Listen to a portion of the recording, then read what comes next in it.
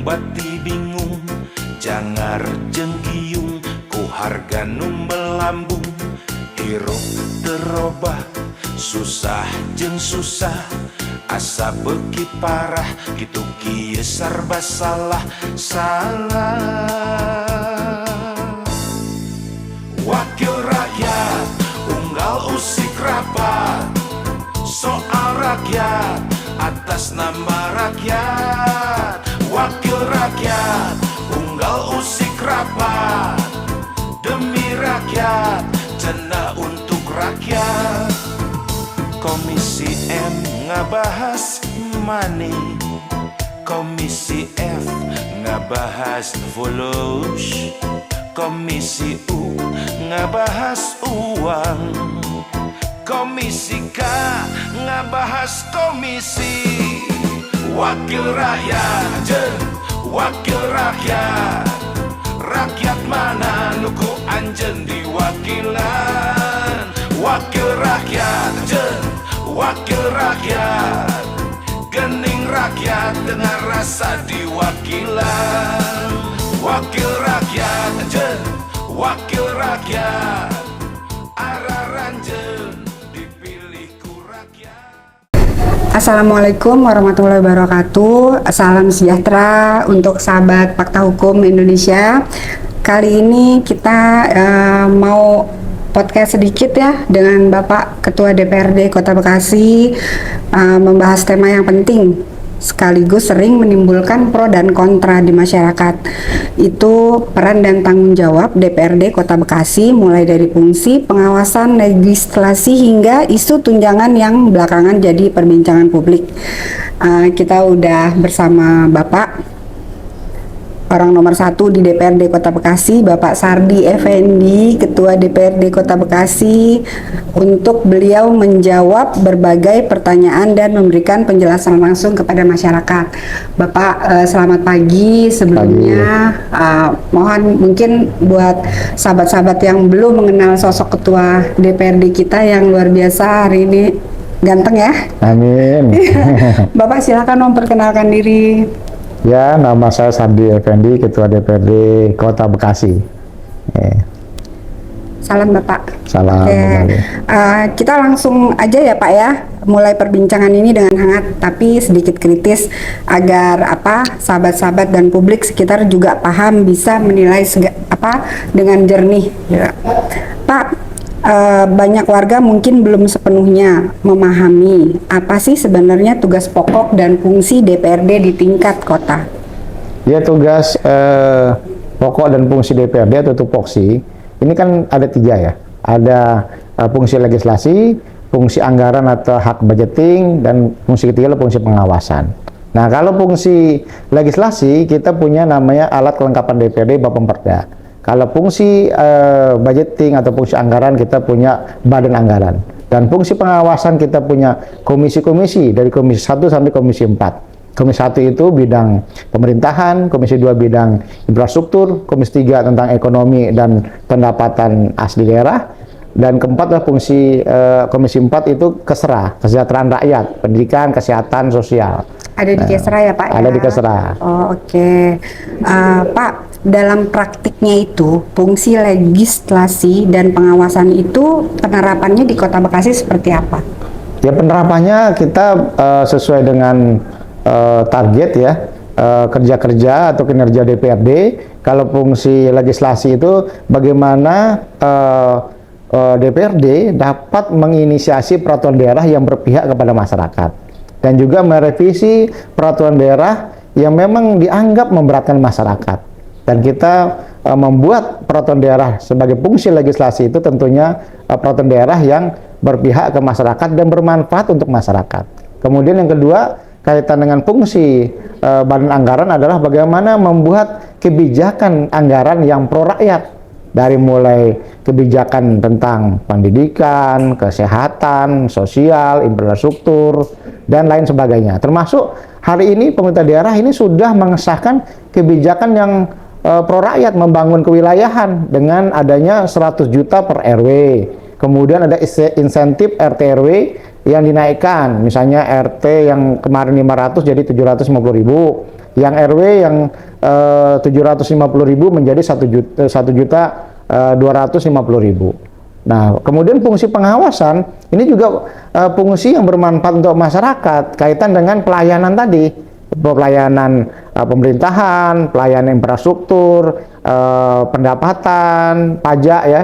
Kemudian keempat adalah kesra, supaya masyarakat ini memahami empat hal ini. Bagaimana masyarakat dengan fungsinya DPRD ini adalah sebagai wakil rakyat, ya tentu wakil rakyat yang betul-betul bekerja untuk rakyat, karena wakil rakyat atau DPRD ini bagian dari rakyat.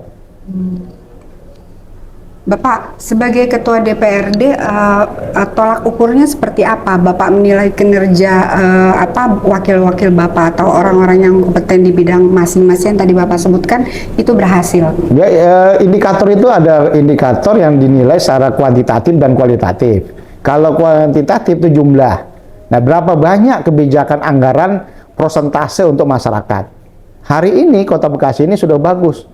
Ya, bahwa belanja pegawai 35% dan selebihnya adalah untuk belanja kegiatan program masyarakat. Kalau bicara kuantitatif fungsi legislasi, jumlah perda ini kita akan tambah terus untuk perda inisiatif setiap tahunnya, berapa perda given yang memang diminta oleh pemerintah daerah dalam rangka menjalankan fungsi pemerintah daerah juga. Nah, yang ketiga, alat kelengkapan Dewan Komisi 1 sampai 4 tadi, indikatornya adalah berapa banyak pengawasan dilakukan, berapa banyak masyarakat menyampaikan aspirasi ke DPRD, ditindaklanjuti sebagai komisi teknis bersama kepala-kepala OPD atau dinas terkait. Oke. Jadi menurut Bapak tantangan terbesar untuk DPRD sendiri dalam menjalankan fungsi representasi rakyat di tengah dinamika politik lokal itu seperti apa? Ya, tantangannya ya, saya kira ini kan membangun partisipasi masyarakat, membangun aspirasi masyarakat, tentu ini membangun kepercayaan ya, bahwa DPRD hari ini berfungsi, bekerja untuk masyarakat. Jadi bekerjanya wakil rakyat atau DPRD ini tidak hanya 5 tahun sekali pas menjelang pemilu, tapi dari sekarang pun karena ini sumpah jabatan itu adalah memperjuangkan aspirasi rakyat. Nah, maka inilah yang dikerjakan oleh anggota dewan, memperjuangkan aspirasi rakyat. Siap. Lantas tadi agak bersinergi sama pertanyaan saya sih, bagaimana Bapak memastikan DPRD tetap bekerja untuk rakyat, bukan sekedar simbol politik?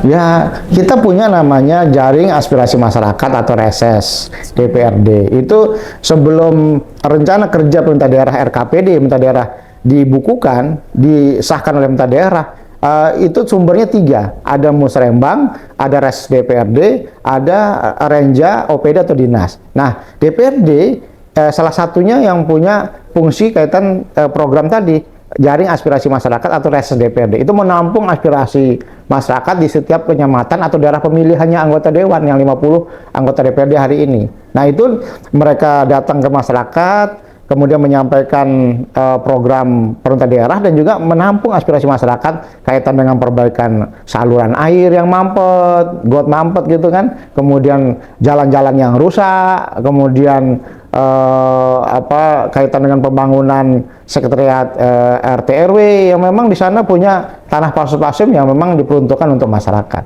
taman-taman, PJU yang rusak, itu dipersilakan masyarakat untuk menyampaikan seluruh pelayanan publik yang ada di Kota Bekasi ini, supaya ini kita lakukan pengawasan dan kita buat rekomendasi tindak lanjut ke pemerintah daerah supaya itu ditindaklanjuti atau dilaksanakan. Iya.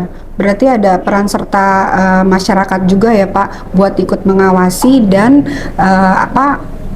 memberikan laporan kepada DPRD sendiri. Ya, menyampaikan aspirasi ke DPRD, karena ini kan bentuk partisipasi masyarakat. Makin banyak partisipasi masyarakat sebuah kota, maka masyarakat ini kan tentu menjadi kota yang nyaman, ya kan, kemudian aspiratif, dan kehidupan masyarakat di kota yang memang aspiratif ini kan partisipasi yang bagus, tentu bahagia masyarakatnya. Betul, itu yang kita cari ya Pak. Iya. Bekasi nyaman.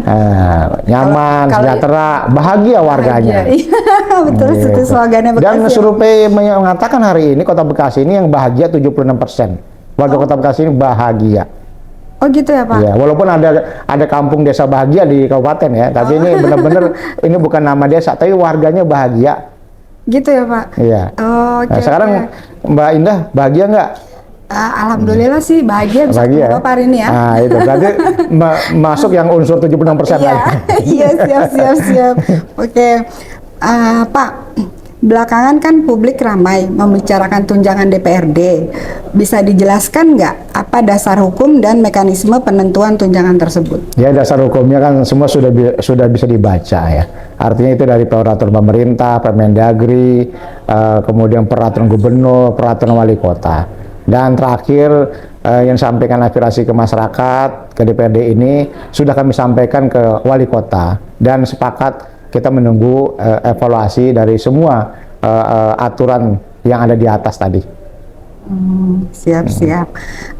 Pak, jaminan dari DPRD agar tunjangan ini sebagai kinerja yang dirasakan langsung oleh masyarakat. Berarti masyarakat menunggu, maksudnya tunjangan ini sebanding nggak dengan kinerjanya DPRD? Ya itu kan masyarakat yang memberikan penilaian ya. Kalau DPRD ini kan objeknya. Ya, jadi kalau objek yang menunggu turunan pemerintah aja, peraturan pemerintah, Permendagri maupun peraturan wali kota.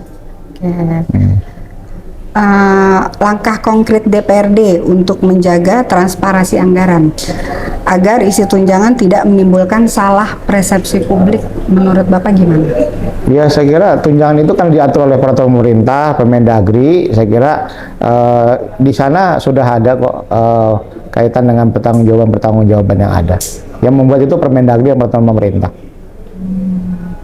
Kalau yang membuat DPRD itu namanya peraturan daerah. Oh siap. Sejauh ini bagaimana DPRD mengakomodasi aspirasi masyarakat, terutama dari kalangan bawah yang jarang terwakili? DPRD ini kan bagaimanapun rumah rakyat. DPRD ini adalah terbuka untuk aspirasi rakyat, dan sumpah DPRD ini adalah memperjuangkan aspirasi rakyat. Siapapun masyarakat boleh ke gedung DPRD ini menyampaikan tertulis, mau menyampaikan waktu untuk audiensi ke DPR, ke anggota dewan, ke anggota DPR, kita akan fasilitasi. Oke. Tapi nggak semua berani kali Pak, orang udah ngeliat kantor DPRD aja udah takut. Ya saya kira artinya bahwa tidak perlu takut, kan di depan sudah ada front office yang bisa memberikan waktu ya, mengatur waktu untuk melakukan aktivitas-aktivitas di gedung ini. Tapi menurut Bapak sendiri perlu nggak, maksudnya kayak seperangkat yang di bawah itu, perangkat RT dan RW mengedukasi kepada warga untuk suaranya bisa mungkin sekumpulan terus datang ke kantor DPRD gitu untuk menyalurkan aspirasinya? Jadi dengan DPRD ini tidak perlu juga rumit ya, birokratis banget, enggak juga. Kan ada waktu-waktu reses 3 bulan sekali. Anggota dewan turun ke dapil, bertemu masyarakat, bertemu RT RW, bertemu para tokoh masyarakat. Jadi tidak rumit ketemu anggota dewan karena ada masa reses. Gitu. Okay. Anggota dewan bertemu masyarakat, jaring aspirasi masyarakat. Langsung ya, tatap muka langsung, nggak langsung ketua-ketuanya aja gitu. Jadi memang benar seluruh anggota dewan, 50 anggota dewan ini ditugaskan untuk menyerap aspirasi masyarakat di setiap 3 bulan sekali, atau disebut masa reses DPRD. Oh, I see. Oke. Pak, bentuk sinergi DPRD dengan eksekutif agar program pembangunan itu lebih tepat sasaran. Ya, sinerginya kita lihat tadi di RKPD, rencana kerja pemerintahan daerah, itu ada sinergi kaitan dengan aspirasi masyarakat. Kemudian aspirasi masyarakat itu diparipurnakan DPRD dan disampaikan kepada wali kota atau kepala daerah untuk dimasukkan menjadi rumusan rencana kerja pemerintah daerah. Gitu. Siap. Karena DPRD sering dipandang jauh dari warga, bagaimana sih upaya DPRD untuk mendekatkan lembaga ini agar lebih humanis dan partisipatif? Sebenarnya tadi udah dijawab sedikit ya sama Bapak ya, karena ada waktu reses itu ya Pak? Iya, ada waktu reses, ada waktu anggota dewan turun ke masyarakat, ada nomor telepon anggota dewan, silakan dihubungi, gitu. Nah itu, oke. Jadi ada hotline center ruang publik gitu, nomor gimana tuh Pak? Kenapa? Tadi kan Bapak bilang anggota dewan turun ke lapangan waktu reses. Terus jadi kalau ini kan maksudnya kita tanya gimana sih supaya DPRD itu lebih dekat sama terlihat lebih humanis dan partisipatif ke warga. Ya kayak lebih humanis, partisipatif itu artinya memang DPRD ini kan membuka ruang ya, bertemu masyarakat, diundang, ada acara 17 Agustusan, malam 17-an, diundang pernikahan, kondangan, ya saya kira itu harus datang ya, iya benar. Ya kan diundang banyak, Iya, proposal iya. juga banyak ya. Jadi seimbang ya. Siap, Bahwa siap. DPRD ini orang sunatan, ada yang mau menikah ya, tadi hajatan sudah ya, kalau gitu kan. Nah itu dewan datang diundang. Oh, datang juga ya, Pak? Iya, Luar kirim barang biasa. bunga minta dikasih. Oh, Ya kan? iya, Ucapan siap, ulang tahun dikasih, atau undangan ulang tahun juga diundang, datang. Oh, Ya, ini humanis dan dekat dengan masyarakat. yes. Benar, betul. Iya. Pak, adakah mekanisme evaluasi internal di DPRD terhadap kinerja anggotanya sendiri agar kepercayaan publik itu tetap terjaga? Ya, memang ada. Kita setiap tahun melakukan evaluasi kinerja dan itu dibukukan, dan kita lihat kepuasan publik juga disurvei. Alhamdulillah, Kota Bekasi ini pada tahun yang lalu DPRD disurvei, indeks kepuasan kita hampir 85%. Bahwa aspirasi dan partisipasi masyarakat ke DPRD cukup baik. Alhamdulillah, berarti cukup berhasil ya anggota Bapak sendiri sebagai ketua ya? Ya itu kan kerja kolektif ya, kerja bersama, nggak mungkin saya sendiri. Karena bagaimanapun 50 anggota DPRD ini adalah cerminan ada wakil-wakil rakyat di Kota Bekasi ini. Yang penduduknya hampir 2,5 juta kan. Betul. Pak, kalau secara Bapak pribadi, menurut Bapak tantangannya sama apa sih menjadi seorang ketua DPRD itu? Tantangannya? Tantangan terbesar Bapak sebagai Tantangan saya sebagai ketua DPRD itu menjawab isu-isu. Gitu ya Pak? Iya. Apalagi yang nggak berkaitan langsung dengan Bapak. Apalagi yang tidak mendasar. Berat ya Pak? Ya isu tapi nggak mendasar kan. Kalau saya kan akademisi. Isu itu adalah antara teori sama praktek. Nah ini kadang-kadang kan antara idealisme sama realitas, gap ya. Nah itu sulit. Maka isu itu ada karena ada gap. Nah gap ini harus dijawab apabila isu itu benar. Tapi kalau isu tidak benar kan gapnya juga susah nyarinya. Ya gitu. Bukan gap orang kepergok, bukan ya. Gap itu kesenjangan ya. Gitu. Kalau itu terjadi, terus sikap Bapak seperti apa? Kalau saya bisa jawab, saya jawab. Kalau tidak bisa, saya no comment. Oh iya, bicara siap. Oke. Pak, harapan Bapak terhadap media, lebih tepatnya ya, dalam menjaga hubungan kita sebagai media, menjaga hubungan dengan pihak DPRD, terus untuk ke publik juga.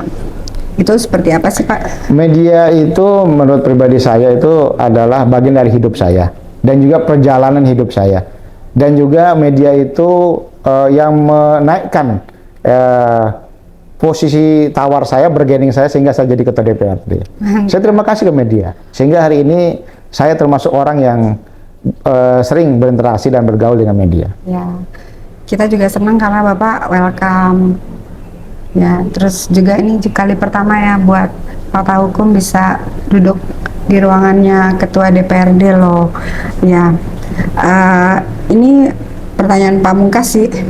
Pertanyaan terakhir ini. Iya, Bapak kalau diberikan kesempatan buat menyampaikan satu pesan langsung kepada warga Kota Bekasi, saya juga warga ya Pak. Apa sih yang pengen Bapak sampaikan? Warga Kota Bekasi, mari kita jaga kota kita ini yang semakin nyaman, semakin bahagia untuk kita tinggali, dan tentunya semakin sejahtera. Ya, sehingga mari kita berkolaborasi, kita bekerja sama untuk membangun Kota Bekasi yang kita cintai. Amin. Bapak boleh kasih closing statementnya nggak buat akhir podcast kita hari ini? Mungkin Bapak ada tambahan lagi buat menyampaikan kata-kata terakhirnya. Ya. Terima kasih ke Fakta Hukum. Ya, ini media saya doakan selalu berkembang sukses. Amin. Mudah-mudahan Fakta Hukum menjadi media membela kebenaran dan juga memberitakan sesuai fakta. Ya, semoga dengan adanya media Fakta Hukum membangun Kota Bekasi ini semakin baik, semakin bagus, sehingga banyak investasi, dan semakin banyak investasi dapat mengatasi pengangguran di Kota Bekasi ini dan kemiskinan di Kota Bekasi ini. Doakan saya sebagai Ketua DPRD dapat memimpin Kota Bekasi ini dengan baik dan badan saya sehat. Amin, itu yang penting ya Pak. Oke. Bapak, terima kasih banyak Bapak Sardi Effendi, Ketua DPRD Kota Bekasi, atas waktu dan keterbukaannya serta transparansinya untuk menjawab pertanyaan kita secara jujur, lugas, dan transparan. Untuk sahabat Fakta Hukum Indonesia, semoga perbincangan ini memberi perspektif baru bahwa DPRD bukan hanya soal kursi politik, tetapi tentang tanggung jawab besar mengawal aspirasi dan kepentingan rakyat. Mari kita kawal bersama kinerja DPRD dengan kritis namun konstruktif.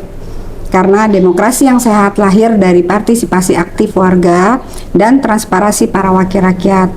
Saya, Indah Purnamasari, pamit undur diri. Wassalamualaikum warahmatullahi wabarakatuh. Bapak, terima kasih buat Terima kasih. waktunya. Ya, sampai ketemu lagi. Ya.